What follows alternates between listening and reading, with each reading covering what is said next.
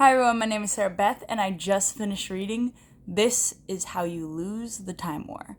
And forgive me, I'm about to butcher some names, but it's by Amal, El-Mohtar, and Max Gladstone. This was published in 2019 and is about 200 pages long. So it's honestly a very quick read. There's some things I will say about this book. The writing is exquisite. I think that the interplay, so basically the book is mostly written in communication between the two main protagonists, the characters Red and Blue, and they're just writing letters to each other.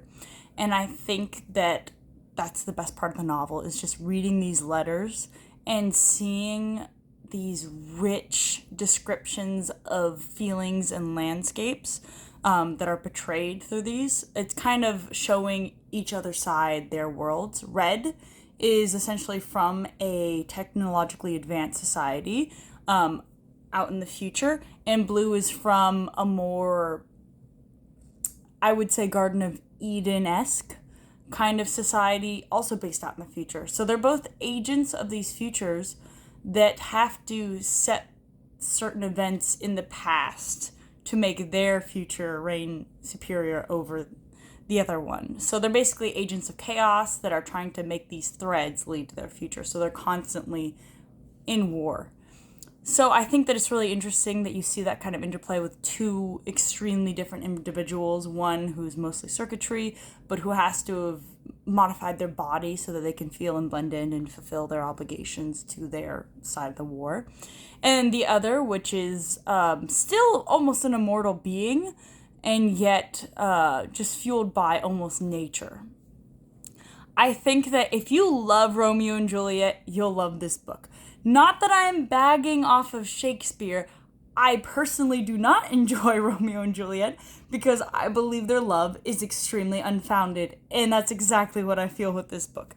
The love connection that they have is very unfounded. I don't enjoy that somehow they've gone from taunting each other to all of a sudden, I love you, but they've never met in person, and they're willing to risk everything for each other when they don't really know the other person whatsoever. And especially, I'm not going to say any spoilers, but you'll understand when I say it's extremely Romeo and Juliet-like. But it almost as if the author didn't have the guts to go all the way Romeo and Juliet. And I mean, it's sweet, but I don't feel fulfilled after reading this book. And maybe because it's written by two different authors, though honestly, you don't notice too much that it's written by two different authors because you do have two different standpoints between Red and Blue. And even then, the writing meshes together extremely well. I think that maybe the brevity of the novel is what lends to this lack of connection between the two main characters, protagonist love characters. It just feels that the love has not been earned. You have all of these like I said before, the interplay between the characters is beautiful, but they just feel like empty words because there's nothing to build upon them. There's nothing that they've actually shared together. I feel that they tried to make their shared thoughts meaningful, but I'm sorry, I don't think it's that meaningful that you like to eat milk and honey and you hope the other person has hunger.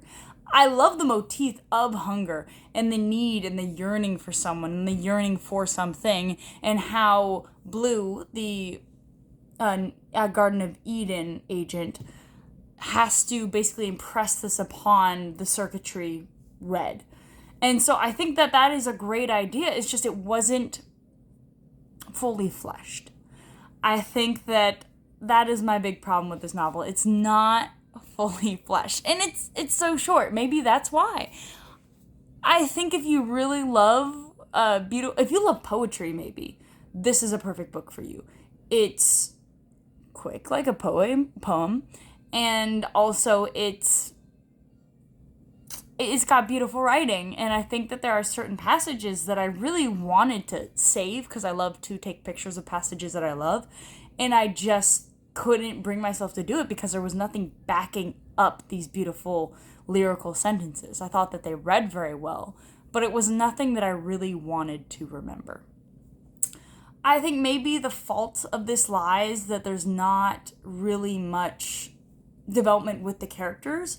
I think that there is almost an attempt to make a character arc, because you do have Red, slowly turning her love to Blue and wanting to make sacrifices, and there are sacrifices made throughout this novel, but you don't know enough of the characters. You don't know other than their love for each other, there's not much thought behind it. It's kind of like in Romeo and Juliet, when in the beginning of the novel, Romeo is pining over this woman who he says, oh, it's so sad, she won't sleep with me, she'll never find love. And then all of a sudden he meets Juliet and he says, well, screw that chick I was hung up on, because he barely knew her. They barely know each other.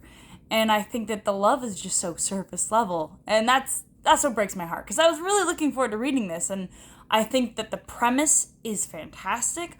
I love the sci-fi elements and how it's created this world that you have to almost do a mental race in your brain to try to understand what's going on with each passing scene, because you're placed into different environments consistently.